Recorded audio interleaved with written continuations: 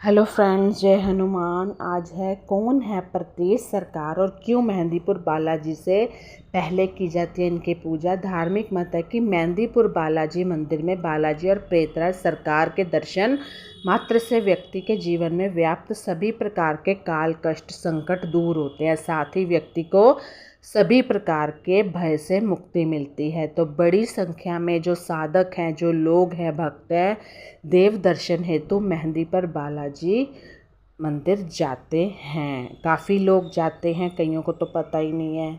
सनातन धर्म में मंगलवार का दिन हनुमान जी को समर्पित है, तो इस दिन राम परिवार संग हनुमान जी की पूजा की जाती है। साथ ही मंगलवार का व्रत रखा जाता है। ज्योतिष भी मंगलवार के दिन हनुमान जी की पूजा करने की सलाह देते हैं। तो हनुमान जी की पूजा करने से न केवल कुंडली में शुभ ग्रहों का प्रभाव समाप्त होता है, बल्कि शुभ ग्रह भी मजबूत होते हैं। मंगलवार के दिन हनुमान जी की उपासना करने से मंगल दोष दूर होता है, ये तो आप सबको पता है। अत साधक मंगलवार के दिन हनुमान जी की पूजा करते हैं, साथ ही मंदिर जाकर हनुमान जी के दर्शन करते हैं। इस अवसर पर मेहंदीपुर बालाजी मंदिर में बड़ी संख्या में साधक हनुमान जी की पूजा और दर्शन हेतु आते हैं। लेकिन क्या आपको पता है क्यों मेहंदीपुर बालाजी मंदिर में बालाजी से पहले प्रेतराज सरकार की पूजा की जाती है? नहीं पता हमें, है ना। तो इससे जुड़ी पौराणिक कथा आज मैं आपको बताऊंगी। तो friends, subscribe my channel Twinkle Buddhraja. आपके लिए मैं इन्फॉर्मेटिव वीडियोस लाऊंगी ताकि हम आपकी नॉलेज बढ़ सके।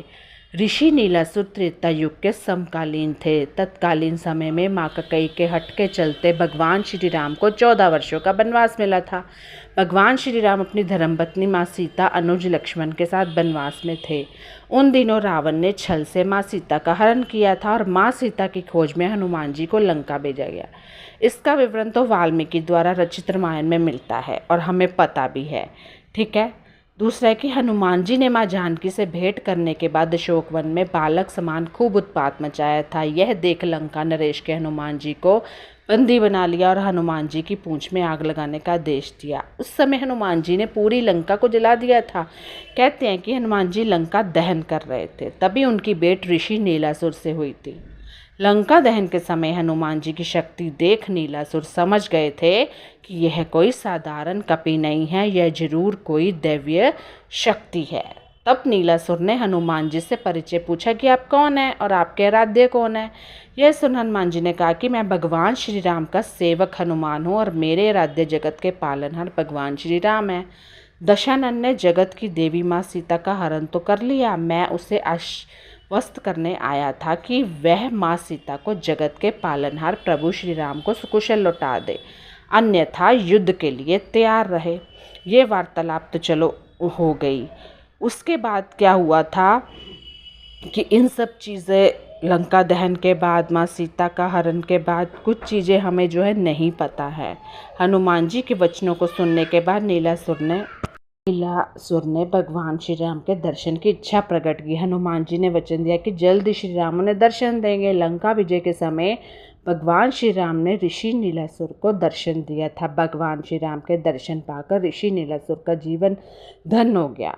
उस समय नीलासुर ने भगवान श्री राम से सदैव कृपा बरसाने की कामना की थी, तो श्री राम जी ने अपनी कृपा उन पर बसाए रखी। लेकिन क्या होता है कि देवी देवताओं के अपने टाइम में, कहते हैं भगवान श्री राम के वैकुंठ लौटने के बाद हनुमान जी मेहंदीपुर में बालाजी रूप में प्रकट हुए थे।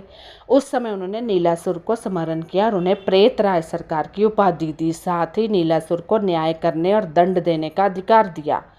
इसके अलावा नीलासुर को यह भी वरदान दिया कि मेहंदीपुर बालाजी मंदिर में सबसे पहले प्रेतराज की पूजा की जाएगी। इस वरदान के चलते ही मेहंदीपुर बालाजी मंदिर में प्रेतराज सरकार की पहले पूजा की जाती है। तो जब भी जाए तो पहले उनकी पूजा कर, फिर मेहंदीपुर वाले बालाजी की। तो कैसी लगी मेरी वीडियो मुझे ज़रूर बताइएगा। Bye bye, take care.